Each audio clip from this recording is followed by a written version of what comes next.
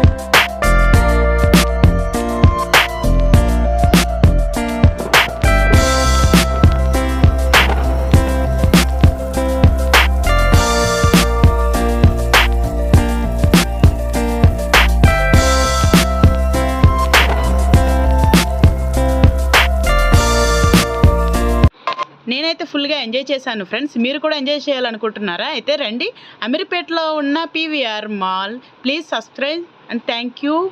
Like, share మీ. Thank you. Bye bye.